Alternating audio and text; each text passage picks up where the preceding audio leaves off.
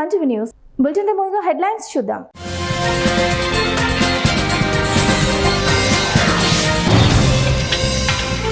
L నీనో దెబ్బ ఎండిపోనున్న ప్రపంచంలోనే అతిపెద్ద సరస్సు.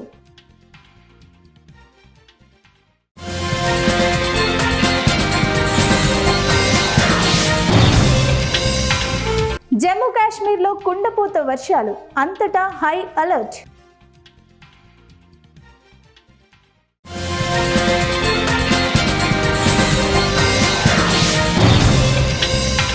పశ్చిమ బెంగాల్లో రాజ్యసభ ఉప ఎన్నికలు షెడ్యూల్ విడుదల చేసిన ఈసీ. పశ్చిమ బెంగాల్లో తృణమూల్ కాంగ్రెస్ ఎంపీల రాజీనామాలతో 3 రాజ్యసభ స్థానాలకు ఖాళీలు ఏర్పడ్డ సంగతి తెలిసిందే.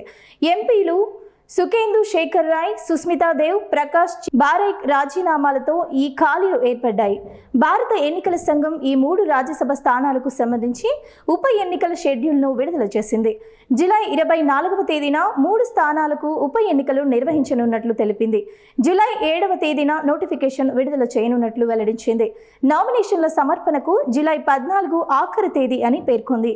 జమ్మూ కాశ్మీర్లోని కిష్త్వార్, దోడా జిల్లాలో భారీ వర్షాల కారణంగా హఠాత్తుగా వరదలు రావడానికి తోడు కొండ చర్యలు విరిగిపడ్డాయి.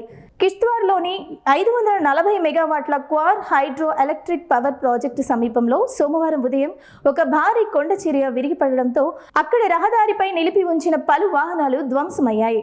భారీ యంత్రాలతో రంగంలోకి దిగిన సహాయక సిబ్బంది శిథిలాలను తొలగించి వాహనాలను వెలికి తీసేందుకు చర్యలు చేపడుతున్నారు. మరోవైపు దోడా జిల్లాలో ఎడతెరిపి లేకుండా కురుస్తున్న వర్షాల కారణంగా పౌర జీవనం అస్తవ్యస్తమైంది. దోడా జిల్లా ప్రేమ్ నగర్ ప్రాంతంలో కొండ చర్యలు విరిగిపడడంతో దోడా కిష్త్వార్ రహదారిని సోమవారం ఉదయం అధికారులు పూర్తిగా మూసివేశారు. రహదారిపై భారీ బండరాళ్లు, బురద పేరుకుపోవడంతో రవాణా పూర్తిగా నిలిచిపోయింది. దీంతో ప్రయాణికుల రాకపోకలతో పాటు అత్యవసర వస్తువుల రవాణాకు తీవ్ర అంతరాయం కలిగింది. సంబంధిత శాఖల యంత్రాంగం యుద్ధ ప్రాతిపదికన రహదారిని పునరుద్ధరించే పనుల్లో నిమగ్నమైంది. భూమి మీద ఉన్న అతిపెద్ద సరస్సుకు ఘోర విపత్తు రాబోతోంది. 3,75,000 చదరపు కిలోమీటర్ల వైశాల్యంలో విస్తరించి సముద్రాన్ని పోలి ఉన్న ఆ సరస్సు మరో 25 ఏళ్లలో ఎండిపోవడమే కాకుండా అక్కడ ఓ భయంకర ఎడారి ఉద్భవించనుంది. ఇప్పుడు ప్రపంచమంతా రష్యా, ఉక్రెయిన్, పశ్చిమాసియాలో ఇరాన్, ఇజ్రాయెల్ యుద్ధాలపై ఆందోళన చెందుతుంటే అంతకు మించిన విపత్తు తన పని తాను చేసుకుపోతోందనే విషయం మీకు తెలుసా? అవును, మధ్య ఆసియాలో అతిపెద్ద సరస్సుగా పేరున్న కాస్పియన్ సీ వేగంగా అంతరించిపోతోంది. మీరు విన్నది నిజమే. ఇప్పటికే గ్లోబల్ వార్మింగ్తో విలవలలాడుతున్న ఈ మహా సరస్సుకు ఇప్పుడు ప్రపంచాన్ని వణికిస్తున్న భయంకరమైన సూపర్ ఎల్ నీనో విపత్తు తోడైంది. పసిఫిక్ మహాసముద్రంలో పుట్టే ఈ ఎల్ నీనో ప్రభావం వల్ల కాస్పియన్ ప్రాంతంలో ఉష్ణోగ్రతలు మునుపెన్నడూ లేనంతగా రికార్డు స్థాయిలో పెరిగిపోతున్నాయి. దీనివల్ల ఇక్కడ నీరంతా ఊహించని వేగంతో ఆవిరైపోతోంది. ఎన్టీఆర్ జిల్లా తిరువూరు ఆర్టీఓ కార్యాలయం వద్ద AP anganwadi workers helpers association ఆధ్వర్యంలో నిరసన. అంగన్వాడీలకు ఎస్ఐఆర్ విధులు తొలగించాలని డిమాండ్ చేశారు. అంగన్వాడీలు ఐసిడిఎస్ విధులతో పాటు ఎస్ఆర్ఐ పని భారం మోయలేమంటున్నారు. సంఘం నేతలు ప్రత్యామ్నాయ ఏర్పాట్లు చూసుకోవాలని ఆర్టీఓకు వినతి పత్రం అందజేశారు.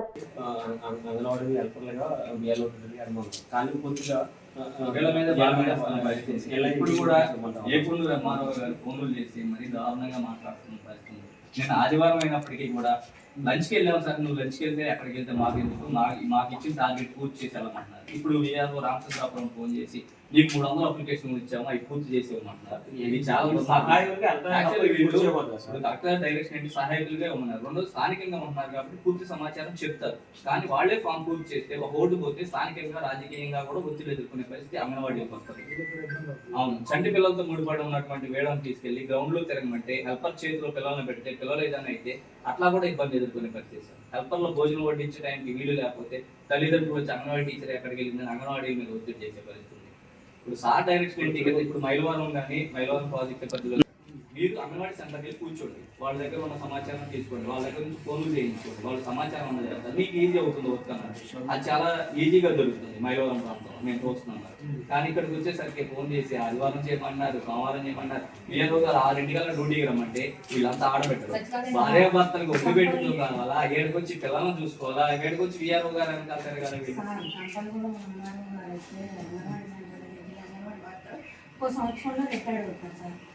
కామారెడ్డి జిల్లా బీర్కూరు మండలం కేంద్రంలోని బాపూజీ పూలే బాలుర గురుకుల పాఠశాలలోని 12 మంది విద్యార్థులు అస్వస్థతకు గురయ్యారు. కోడిగుడ్ల కర్రీతో భోజనం చేసిన అనంతరం విద్యార్థులకు ఫుడ్ పాయిజన్ అయ్యి వాంతులు విరేచనాలు కావడంతో పాఠశాల సిబ్బంది హుటాహుటిన విద్యార్థులను బన్స్వాడలోని ప్రభుత్వ ఆసుపత్రికి తరలించారు. భోజనం వికటించడంతోనే విద్యార్థులు అస్వస్థతకు గురైనట్లు వైద్యులు క్రాంతి కుమార్ తెలిపారు. ప్రస్తుతం విద్యార్థుల ఆరోగ్యం నిలకడగా ఉన్నట్లు డాక్టర్ తెలిపారు. బాన్స్వాడ ఆర్డీఓ రవీందర్ రెడ్డి ఆసుపత్రికి చేరుకుని విద్యార్థులు ఆరోగ్య పరిస్థితిని అధికారులను అడిగి తెలుసుకున్నారు. మెరుగైన వైద్యం అందించాలని అన్నారు. బీఆర్ఎస్ నాయకులు అంజిరెడ్డి ఆసుపత్రికి చేరుకుని విద్యార్థులను పరామర్శించారు. ఆయన మీడియాతో మాట్లాడుతూ గత ప్రభుత్వం హయాంలో నాణ్యమైన భోజనం అందించామని, ప్రస్తుతం అన్ని కల్తీ వస్తువులను గురుకుల పాఠశాలలో సరఫరా చేస్తున్నట్లు ఆయన ఆరోపించారు. దీంతో విద్యార్థులు అస్వస్థతకు గురవుతున్నారని ఆయన అన్నారు. ప్రభుత్వం వెంటనే స్పందించి విద్యార్థులకు నాణ్యమైన ఆహార సరుకులను పంపిణీ చేయాలని డిమాండ్ చేశారు.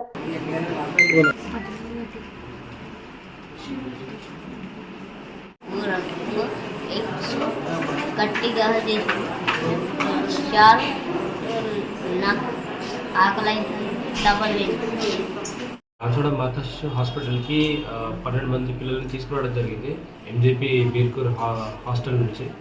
అయితే పిల్లలు మార్నింగ్ పూరి ఇంకా మధ్యాహ్నం ఎగ్ కర్రీతో భోజనం చేసిన తర్వాత కొంతమంది పిల్లలకి వామిటింగ్స్, కొంతమంది పిల్లలకి కడుపు నొప్పి, కొంతమంది పిల్లలకి లూజ్ మోషన్ స్టార్ట్ అయింది. సో ఆ కారణం ద్వారా 12 మంది పిల్లల్ని హాస్పిటల్కి తీసుకొస్తే ఆల్మోస్ట్ ఒక 9 మెంబర్స్ పిల్లలకి అడ్మిషన్ అవసరం పడింది. ఒక 3 పిల్లలకి ఓపీ బేసిస్లో ట్రీట్మెంట్ చేయడం జరుగుతుంది. యాజ్ ఆఫ్లో పిల్లలు అందరూ స్టేబుల్గానే ఉన్నారు. వాళ్ళ వైటల్స్ అన్ని చూసి వాళ్ళు స్టేబుల్గా ఉన్నారు అంటే ఎయిదర్ టుడే లేదా టుమారో డిశ్చార్జ్ అయ్యే. కర్నూలు నగరంలోని ఎల్లమ్మ దేవాలయ ప్రాంగణంలో కుర్ని సంఘం నగర నూతన కార్యవర్గాన్ని ఘనంగా ఎన్నుకున్నారు.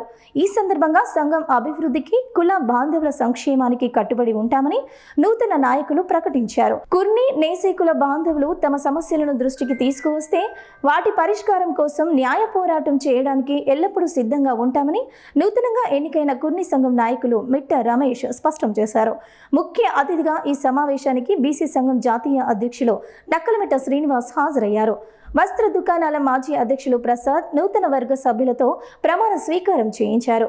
విధి నిర్వహణలో ఎలాంటి పొరపాట్లకు తావివ్వకుండా నేసే కుల సంఘం అభివృద్ధికి ప్రతి ఒక్కరూ శక్తి వంచన లేకుండా తోడ్పడాలని పెద్దలు ఈ సందర్భంగా నూతన కార్యవర్గానికి పిలుపునిచ్చారు. అందరికీ నమస్కారం అండి. ఈ అవకాశం ఇచ్చి మమ్మల్ని మాట్లాడమని చెప్పిన మీడియా మిత్రులందరికీ మరొకసారి ధన్యవాదాలు తెలియజేసుకుంటున్నాను. ఇక్కడ ఈ మీటింగ్కి వచ్చిన కుల పెద్దలకి అందరికీ ఇప్పుడు మెయిన్గా ఈ నగర సంక్షేమ సంఘం అనేది నూతనంగా ఇప్పుడు ఆవిర్భవించడం జరిగింది. దీనికి సంబంధించి మా ప్రెసిడెంట్ గారు కామార్తి మల్లికార్జున గారు, తర్వాత కన్కి సత్యనారాయణ గారు, తర్వాత రామాంజన్ గారు, ఇట్లా మన తారనాథ్ గారు, మన మల్లికార్జున గారు, వీళ్ళంతా ఇట్లా నేను ఈ నగరం సంఘంలో ఉపాధ్యక్షుడిగా నిన్ను ఎన్నుకోబడడం జరిగింది. దానికి అందరికీ ధన్యవాదాలు తెలియజేసుకుంటున్నాను. మరొకసారి ఈ సంక్షేమ సంఘము చాలా ముందుకు పెద్ద ఎత్తున తీసుకెళ్లాలని కంకణం కట్టుకొని మేము చాలా ప్రయత్నంగా గట్టిగా ఉన్నాము. దీనికి ఇలాగే అందరూ తోడ్పాటు చేయాలని, ఇందులో భాగంగా నా స్వయంగా కూడా ఏమన్నా ఉంటే కూడా నేను చేయడానికి సిద్ధంగా ఉన్నానని పర్సనల్ కూడా అందరికీ తెలియజేసుకుంటున్నాను. ధన్యవాదాలు. ఈరోజు కర్నూలు నగర సంక్షేమ సంఘం కొత్తగా ఏర్పాటైన సందర్భంగా అధ్యక్షుల వారిగా కామార్తి మల్లికార్జున గారు, అలాగే కార్యదర్శిగా సత్యనారాయణ గారు, కోశాధికారిగా నేను ఎన్నుకోవడం జరిగింది. నా పేరు మాదిగుండు రామాంజనేయులు. ఈ సంఘానికి మా సహశక్తిలో ప్రయత్నం చేసి అందరికీ మంచి చేయాలని మా అభిలాషతో ఈ సంఘం ఏర్పాటు చేయడం జరిగింది. కావున అందరికీ ఎటువంటి పరిస్థితుల్లో కూడా మాకు తగినంత సాయం చేస్తాం మా కులస్తులకని ఈ సభాముఖంగా తెలియజేస్తున్నాం. ఈరోజు కుర్ని బంధువులందరూ కలిసి ఏకదాటిగా కర్నూలు నగర సంక్షేమ సంఘం ఏర్పాటు చేయబడింది. ఈ సంక్షేమ సంఘంలో నగర అధ్యక్షులుగా కామార్తి మల్లికార్జునను, నన్ను వచ్చేసి కనిక సత్యనారాయణ, నేను ప్రధాన కార్యదర్శిగా ఎన్నిక కాబడినాము. మేము ఇది హోదాగా కాకుండా బాధ్యతతో స్వీకరించి నగరంలో ఉన్నటువంటి కుర్ని బంధువులందరినీ కూడా కుల సమీకరణ చేసి కుల గణన చేసుకొని రేపు మాకు వచ్చేటువంటి పథకాలు కానీ మా సంఘానికి కుర్ని కులస్తులకు ఏవైతే వర్తింపజేస్తారో అవన్నీ కూడా మేము రాజకీయం ద్వారా కాకుండా మా కుర్ని సంక్షేమ సంఘం ద్వారా నెరవేర్చుకుంటామని, అందరం కూడా ఏకదాటిగా ఉంటామని ఒక మాటగా మేమందరం కూడా సంఘంలో సంఘటితంగా ఉండి రేపు రాబోయే రోజుల్లో అందరం కూడా ఒక మాట పైన ఉంటామని కోరుకుంటున్నాం. జై కుర్ని, జై జై. ఈరోజు కర్నూలులో జరిగే ఈ కుర్ని కుల మహాసభను ఇచ్చేసిన పెద్దలందరూ కూడా ఈరోజు మా యొక్క ధన్యవాదాలు తెలుపుతూ, వచ్చిన మీడియా మిత్రులందరూ కూడా మా యొక్క ధన్యవాదాలు తెలుపుతున్నాము. ఇప్పుడు మా నగర కార్యదర్శి గారు మాట్లాడతారు. నా పేరు గడిగే తారానాథ్. నన్ను ఈరోజు గౌరవ అధ్యక్షులుగా నూతన నగర కమిటీ ఎన్నుకోవడం జరిగింది. వాళ్ళకందరూ నా ధన్యవాదాలు. అలాగే నేను మా నగర కమిటీ కానీ మా కుర్ని సంఘాలకు కానీ మా కుర్ని కులస్తులకు కానీ చేనేత వర్గాలకు కానీ అందరికీ సమన్యాయం చేస్తామని, అలాగే కర్నూలు మన జిల్లా నందు అన్ని నలుమూలల నుంచి, అన్ని వార్డుల నుంచి, అన్ని వీధుల నుంచి అందరికీ పెంచాలనుకోండి. ప్రతి ఒక్క విషయంలో మేము ప్రభుత్వ దృష్టి తీసుకొని, మన కర్నూలు మినిస్టర్ గారైన టీజీ భరత్ గారి దృష్టి తీసుకొని అందరికీ రావాల్సిన పెన్షన్లన్నీ అందజేస్తామని నేను ప్రముఖంగా తెలియజేస్తున్నాను. Thank you. కర్నూలు పట్టణంలోని లలిత పీఠంలో 59 షెడ్యూలు కులాల హక్కుల పరిరక్షణ సమితి కార్యవర్గ సమావేశం నిర్వహించారు. ఈ సమావేశంలో ఎస్సీ హిందువుల హక్కులు, రిజర్వేషన్ల పరిరక్షణ మరియు కుల ధృవీకరణ పత్రాల సమస్యలపై చర్చించారు. షెడ్యూల్ కులాల్లోని హిందువులకు దక్కాల్సిన రిజర్వేషన్ల ఫలాలను అన్య మతస్థులు పొందుతున్నారని సమితి వ్యవస్థాపక అధ్యక్షులు ప్రసన్న కుమార్ ఆవేదన వ్యక్తం చేశారు. కార్యక్రమానికి ముఖ్య అతిథిగా హాజరై జ్యోతి ప్రజ్వలన చేసిన లలిత పీఠాధిపతి సుబ్రహ్మణ్యేశ్వర స్వామి మాట్లాడుతూ, హిందువులలో ఐక్యతను పెంపొందించడానికి ఇలాంటి సమావేశాలు ఎంతగానో ఉపయోగపడతాయని పేర్కొన్నారు.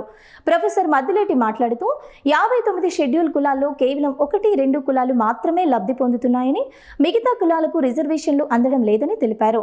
గత 50 సంవత్సరాలుగా పోరాటం చేస్తున్నా కొన్ని కులాలకు కుల ధృవీకరణ పత్రాలు, క్యాస్ట్ సర్టిఫికేట్స్ లభించడం లేదని, ఈ సమస్యను ప్రభుత్వం దృష్టికి తీసుకెళ్లి పరిష్కరించాలని సమితిని కోరారు. ఈ సమావేశంలో కురువ సంఘం నాయకులు ఎల్లప్ప, సుంకన్న, రవి, తాటికొండ నారాయణ, మద్దిలేటితో పాటు వివిధ కుల సంఘాల నాయకులు పాల్గొన్నారు. 59 కులాల సంబంధించిన హిందూ బంధువులందరూ కూడా ఇక్కడ సమావేశం కావటం చాలా సంతోషదాయకం. ప్రస్తుత సమాజంలో హిందువుల మధ్యలో, అన్ని కులాల మధ్యలో ఐక్యత పెంచేటువంటి కార్యక్రమాలు ఇంకా అనేకం జరగాలి. అలాగే చాలా మందికి ఒక అపోహ ఉంది, వీళ్ళ ఐక్యత లేదు అని. కానీ ఈ సమావేశం ద్వారా హిందూ కులాల అన్ని కులాల్లో కూడా ఐక్యత ఉంది. గడప లోపలే కులం, గడప దాటితే హిందువులమని గర్వంగా చాటి చెప్పేటువంటి ఐక్యతా రాగం పాడేటువంటి సభగా నేను భావిస్తున్నాను. అలాగే ఈ కార్యక్రమానికి అనేక వ్యయ ప్రయాసాలు కూర్చి ఎన్నో ఇబ్బందులు కూడా ఎదుర్కొని ఈ కార్యక్రమాన్ని నిర్వహణ చేస్తున్న నిర్వాహకులు, ముఖ్యంగా ప్రసన్న కుమార్ గారికి, మదిరెడ్డి గారికి, ఇంకా నాకు తెలిసిన పేర్లు అవి, ఇంకా ఎవరెవరు ఉన్నారో వాళ్ళందరికీ కూడా ఆ దేవదేవి జగన్మాత శక్తి, ఒక పెద్ద సమూహము, ఒక పెద్ద కుటుంబం అని చాలా మందికి తెలియదు. అందులో భాగంగానే ఎస్సీలు అంటే, షెడ్యూల్ కులాలంటే కలిసి ఉండరు, విడివిడిగా ఉంటారు, వాళ్ళకి ఉంటాయని కాదు. మేమందరం ఒక తల్లికి పుట్టిన బిడ్డలాగా, ఒక అన్నదమ్ములాగా మేము కలిసే ఉన్నాము. అలాగే మాకు కొన్ని సమస్యలు ఉన్నాయి. ఆ సమస్యలు ఏంటంటే, మా పేరు చెప్పి, షెడ్యూల్ కులాల పేర్లు చెప్పి అన్య మతస్థులు మా రిజర్వేషన్ కాజేస్తూ మా పేరు చెప్పి తప్పుడు అట్రాసిటీలు పెట్టడం వల్ల ఆ నెపం మా మీదకి వస్తుంది. దాన్ని ప్రజలకు తెలియచేయడానికి, మాలో ఉన్నటువంటి సమస్యలు పరిష్కరించుకోవడానికి మొదటగా మేము కోనసీమ ప్రాంతంలో పిఠాపురంలో పురోహితిగా అమ్మవారి శక్తిపీఠంలో మొదటి మీటింగ్ పెట్టాము అక్కడ. తర్వాత రాయలసీమ ప్రాంతానికి సంబంధించి ఈ చారిత్రక నగరం కర్నూలులో తుంగభద్ర నది, హంద్రీ నది, ఈ రెండిట్ల మధ్యన ఒక పవిత్రమైన లలితా పీఠంలో ఈ కార్యక్రమం మేము మొదలుపెట్టాము. ఇది రాయలసీమలో ఉన్నటువంటి 8 జిల్లాలు, ఆ ఉమ్మడి 4 జిల్లాల నుండి 8 అయినాయి. ఆ 8 జిల్లాల్లో కూడా జిల్లాల వారీగా ఈ మీటింగులు పెట్టి షెడ్యూల్ ఒకరు ఇద్దరు మాత్రమే షెడ్యూల్ కులాల యొక్క ఫలితాలను పొందుతున్నారు. మిగిలినటువంటి కులాలు పొందడం లేదు. కావున కులాల అందరినీ కూడా, అంటే షెడ్యూల్డ్ క్యాస్ట్లో ఉన్నటువంటి 59 కులాలను సమానంగా చూడాలి. ఈ షెడ్యూల్డ్ క్యాస్ట్లో ఉన్నటువంటి హిందూ కులాలన్నీ కూడా సమానమే. ప్రతి ఒక్క షెడ్యూల్డ్ క్యాస్ట్లోని ప్రతి ఒక్క హిందూ బంధువుకందరికీ కూడా షెడ్యూల్డ్ కులాలకు సంబంధించినటువంటి ఫలితాలన్నీ పొందాలనేటువంటి ఉద్దేశంతో ఈ షెడ్యూల్డ్ కులాల హక్కుల పరిరక్షణ సమితి వారి ఆధ్వర్యంలో ఈరోజు ఇక్కడ సర్వసభ్య సమావేశం నిర్వహించడమైనది. అయితే ఈ 59 షెడ్యూల్డ్ కులాల్లో నా కులమైనటువంటి మదారి కురువ కులానికి సంబంధించినటువంటి సమస్యలను వీరి దృష్టికి మేము తీసుకెళ్లడానికి ఇక్కడ హాజరు కావడం జరిగినది. అయ్యా, షెడ్యూల్డ్ కులాల హక్కుల పరిరక్షణ సమితి వారి వ్యవస్థాపకులకు మరి సంఘం వాళ్ళకి అందరికీ కూడా మా విన్నపం ఏమిటనగా, కనీసం ఈ స్వతంత్ర భారతదేశంలో ఇప్పటికీ కూడా ప్రాథమిక హక్కు అయినటువంటి కుల ధృవీకరణ పొందడానికి మేము ఎంతో గత 76 సంవత్సరాలుగా కష్టపడుతున్నామని చెప్పి ఈ సభాముఖంగా ఈ 57 కులాల యొక్క హిందూ కులాల హక్కుల పరిరక్షణ సమితి వారికి నేను తెలియజేస్తున్నాను. కావున మీరందరూ కూడా మాతో పాటు ఈ జిల్లాలో బేడపుడుగ జంగాల కులస్తులు కూడా వారిదైతే మరీ దారుణం, ఎస్సీ లిస్టులోనే లేకుండా లేపేసినారు. వారు కూడా అప్పటి నుంచి పోరాడుతూనే ఉన్నారు.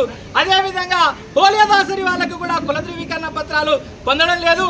అలానే ముందుకెళ్తే డక్కలి, డోలి, ధారి వీటన్నిటిని కూడా, అదేవిధంగా మిగిలినటువంటి ఎస్సీ షెడ్యూల్ క్యాస్ట్ లో ఉన్నటువంటి మిగిలిన కులాలందరినీ కూడా వైసీపీ నాయకులు డైవర్షన్ పాలిటిక్స్ చేస్తున్నారని జిల్లా యాదవ సాధికార సమితి అధ్యక్షులు శ్రీధర యాదవ్ అన్నారు.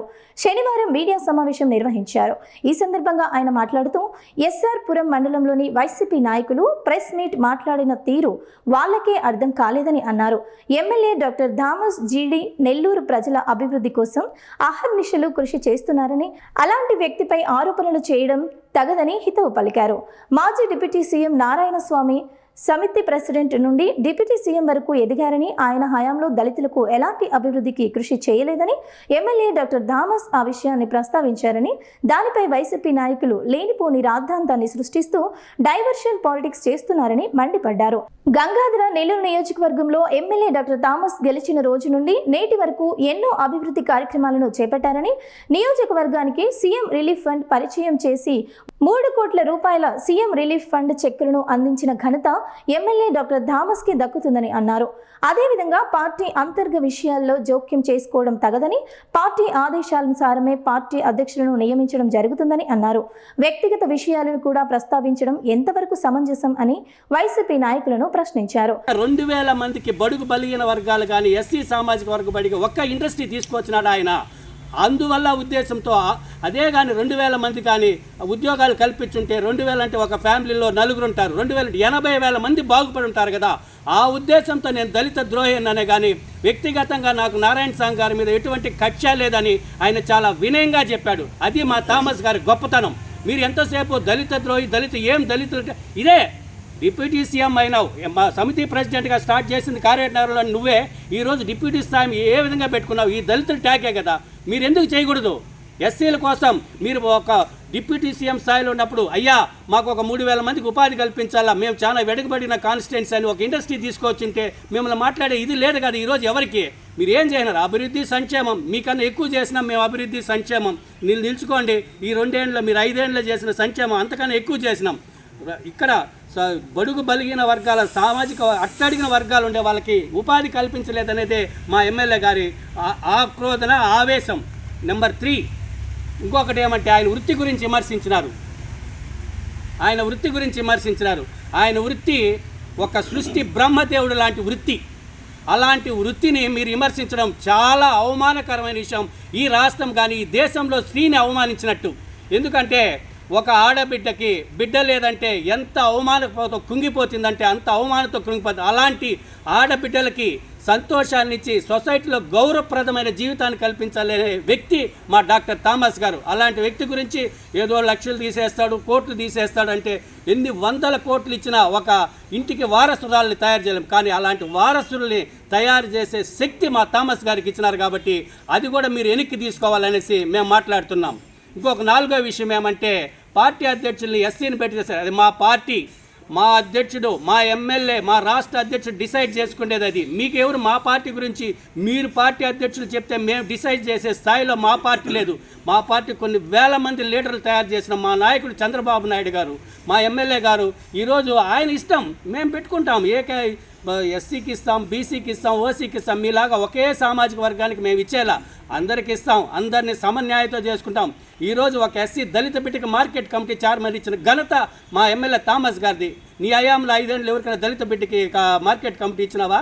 దళిత ఆడబిడ్డకి ఇచ్చినారు. ఈరోజు మీరు ఎట్లా దళితులు విమర్శిస్తారు? దళితుల కోసం ఆయన ఏం చేయలేదని ఆయన ఎట్లా మాట్లాడతారు మీరు?